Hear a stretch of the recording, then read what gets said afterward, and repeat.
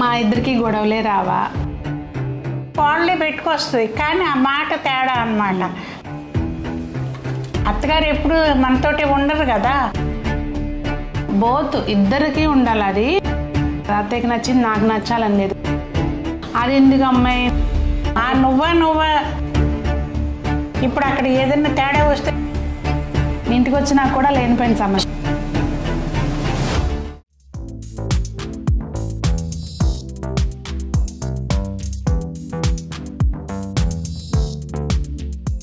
పెద్దలందరికీ నమస్తే, పిల్లలందరికీ హాయ్. ఎలా ఉన్నారండి? అందరూ బాగున్నారా? మేము చాలా బాగున్నాం. మీరు కూడా చాలా చాలా బాగున్నారని ఆశిస్తున్నాను. ఈరోజు చాలా స్పెషల్ వీడియో. గెస్ట్ చేయండి, అంటే థంబ్నెయిల్ ఆల్రెడీ పెట్టేసి ఉంటాం అనుకోండి, అది చూసే వీడియో ఓపెన్ చేసి ఉంటారు. అందరికీ జయ శ్రీమన్నారాయణండి. అస్మద్గురుభ్యో నమః.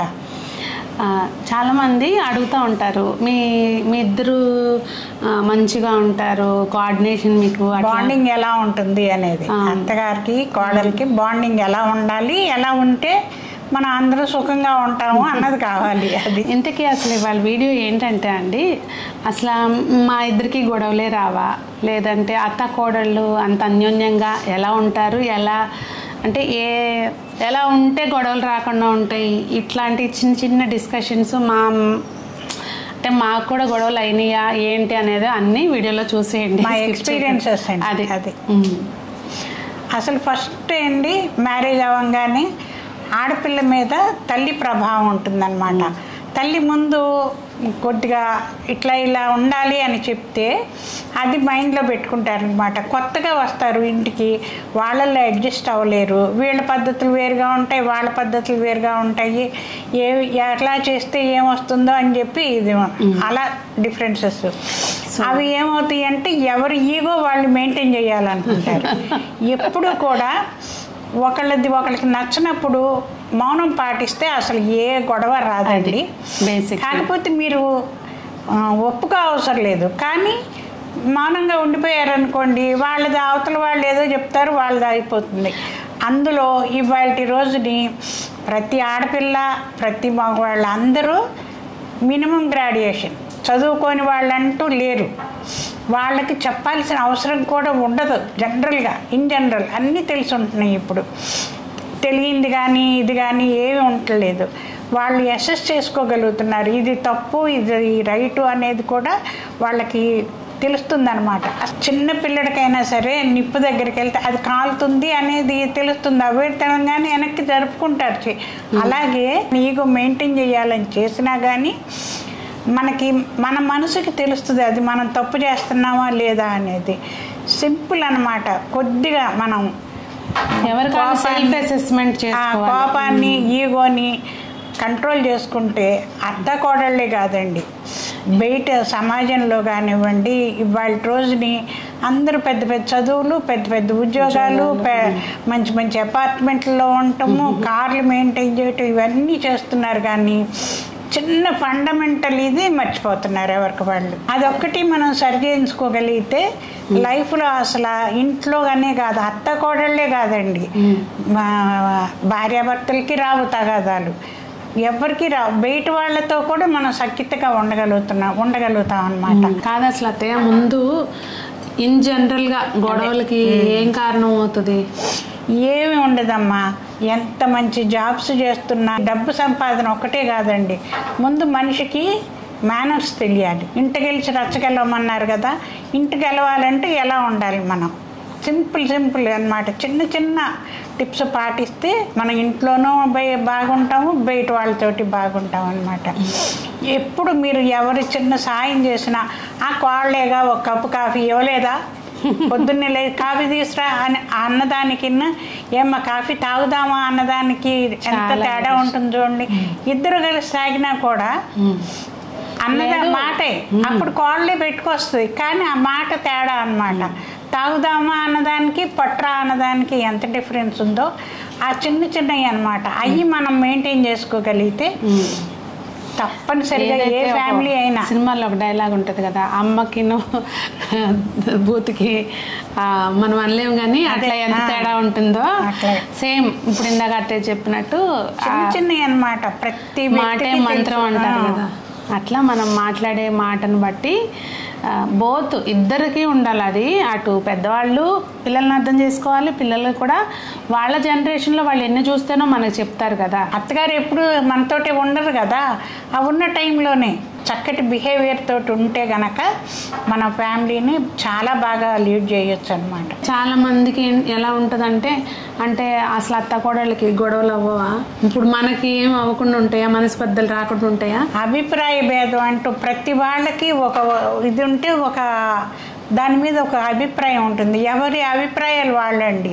ఒక్కొక్కరి దృక్పథం ఒక్కొక్కలాగా ఉంటుంది అనమాట. మనం ఒకదాన్ని చూస్తాము, ఒక గ్లాసులో నీళ్ళు ఉన్నాయి అనుకోండి, ఒకళ్ళు ఏమంటారంటే సగానికే ఉన్నాయి అంటారు, ఒకళ్ళున్న నీళ్లు చాలా తక్కువ ఉన్నాయి. అట్లా కాకుండా చూస్తే నీళ్లు ఉన్నాయి, అందులో గ్లాస్లో నీళ్ళు అయితే నీళ్ళు ఉన్నాయి అని అనుకుంటాం అనమాట. అట్లా మనం చూసే చూపులోనే తేడా ఎలా ఉందో అలాగే మనం కూడా ప్రవర్తనలో అనమాట. చాలా సింపుల్. ఇప్పుడు ఏదన్నా మనకు నచ్చలేదు, ఓ చీర ఉంది, ఇది నచ్చలేదు అనుకోండి, పక్కన పెట్టేయండి. నేను కట్టుకోను అని తగాదా ఎందుకు పడాలి మనము? అది మనం తర్వాత ఎప్పుడో వాళ్ళకి తెలియకుండానో తర్వాత అట్టి పెట్టేసి ఎవరికైనా గిఫ్టింగ్ ఎవరికో ఏదో చేసుకుంటాం మనం. అట్లా మనం సమస్యని చిన్న అడ్జస్ట్మెంట్స్ అనమాట, అంతే. ఇంకొకటి అసలు గొడవలు రావా అంటే, గొడవలు ఎందుకు రావు? తల్లి కూతుళ్ళు కూడా ఏదో ఒకటి అభిప్రాయంతో గొడవలు పడతాము, అత్త కోడలు కూడా సేమ్ అంతే కదా. కాకపోతే ఇక్కడ ఏంటంటే, ఇప్పుడు మన అమ్మ మన ఎన్ని అంటది, చిన్నప్పటి నుంచి బోళ్ళని దెబ్బలు తిని ఉంటాము అందరం కదా. ఇక్కడికి వచ్చేసరికి ఏంటంటే, అత్తగారు ఏదన్నా చెప్పింది అనేసరికి మనకి చెప్పేవాళ్ళు అయ్యారా అన్న ఆలోచన ఎప్పుడైతే వస్తుందో, అంటే నా ఎక్స్పీరియన్స్, ఎప్పుడైతే ఆలోచన వస్తుందో అప్పుడే గొడవకి మెయిన్ రీజను. ఇక నువ్వా నేనా అన్నట్టు అయిపోతుంది కదా అక్కడ. సో అట్లా అదొక మెయిన్ రీజను. నువ్వా నేనా అన్న తీసేసి మనము అనుకున్నప్పుడు అన్ని సమస్య పోతాయండి. అసలు విభేదాలే రావన్నమాట. చాలా సాఫీగా వెళ్ళిపోతుంది ఫ్యామిలీ. అది ఎందుకంటే సంజమ్మ నేనే తెల్లారు లెగిస్తే అయిందానికి కాదానికి కొట్లాడుకుంటా ఉంటాము.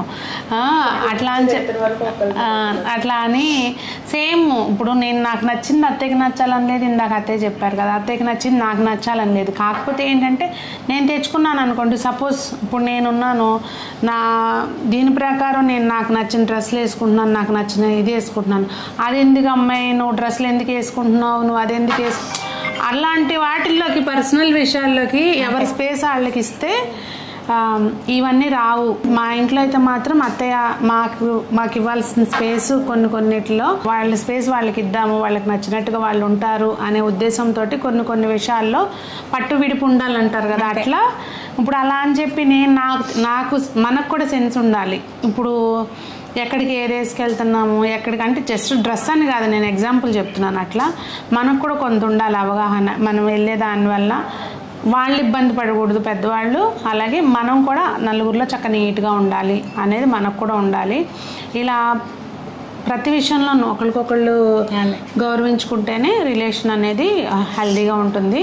అసలు ఇంతకుముందుకి ఇప్పటికి వేరియేషన్ అన్న మీరు గమనించారు ఏంటంటే, పెళ్ళి అవుతుందంటే, ఆడపిల్లకి పెళ్ళి అవుతుందంటేనే కొద్దిగా చదువుకోపోయినా కూడా అక్కడికి వెళ్ళిన తర్వాత మీరు అడ్జస్ట్ అవ్వాలి, ఇక్కడలాగా ఉండకూడదు, పొద్దున్నే లేవాలి, వాళ్ళు చెప్పింది చెయ్యాలి, ఇట్లా చెప్పి పంపించేవారు అనమాట.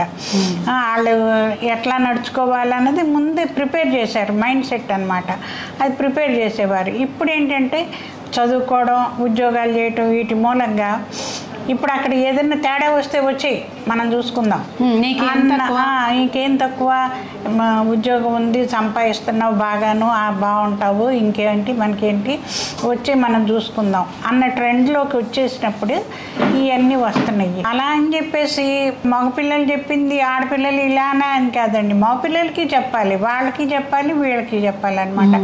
వాళ్ళు కూడా ఆడపిల్లల్ని ఎలా, వాళ్ళ మాటని ఎలా గౌరవించాలి ఏంటి అన్నది కొత్తగా మన ఇంటికి వచ్చిన పిల్లని అడ్జస్ట్ అయ్యేదాకా వీళ్ళు కూడా ఎలా సపోర్ట్ చేయాలి, ఇవన్నీ కూడా మనం కొద్దిగా ఎంత ఎడ్యుకేటెడ్ అయినా మన సాంప్రదాయాలు అవి చెప్పాలి పిల్లలకి.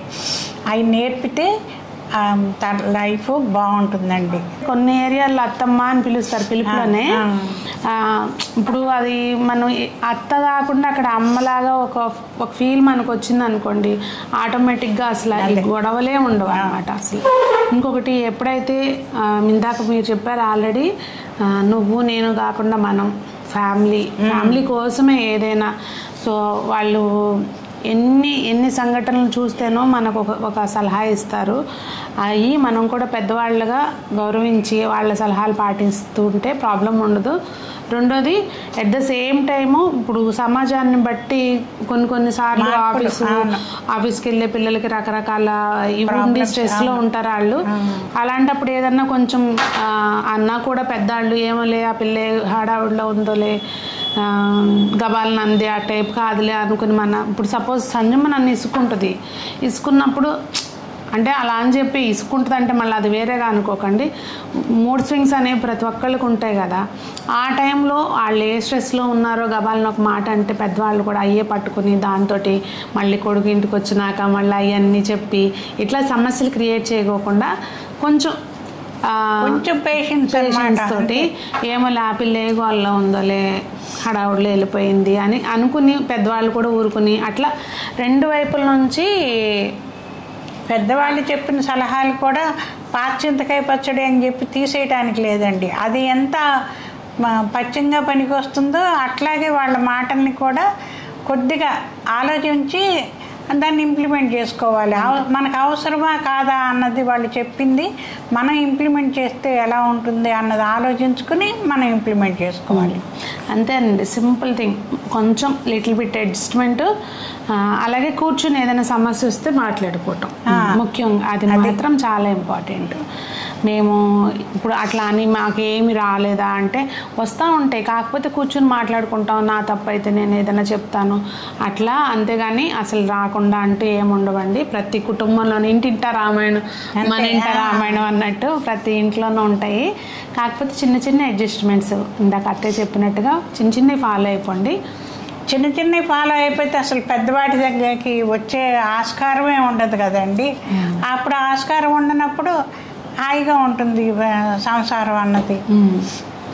ఇంకా ఈ తగాదాలు చికాకులు బయట ఎలాగో ఉంటాయి, ఇంటికి వచ్చినా కూడా లేనిపోయిన సమస్య స్ట్రగుల్స్ అన్నమాట. బయట స్ట్రగుల్స్ చాలా ఉంటాయి, వాటిని ఇంటికి తీసుకురాకూడదు. ఒకవేళ తీసుకొస్తే వాటిని ఎలా సాల్వ్ చేయాలి అన్నదానికి కూడా వీళ్ళ సలహాలు తీసుకుని మనం సాల్వ్ చేయగలుగుతాం. అదండి సింపుల్గా వీడియో, చిన్న వీడియోనే. సో మీకేమనిపించింది, దీని మీద మీ అభిప్రాయాలు ఏంటనేది తప్పకుండా కామెంట్లో తెలియజేయండి. అందరూ బాగుండాలి, అందులో మనం ఉండాలి అని కోరుకుంటూ మీ సునీత. జై శ్రీమన్నారాయణ అండి. లోకా సమస్త సుఖినో భవంతు.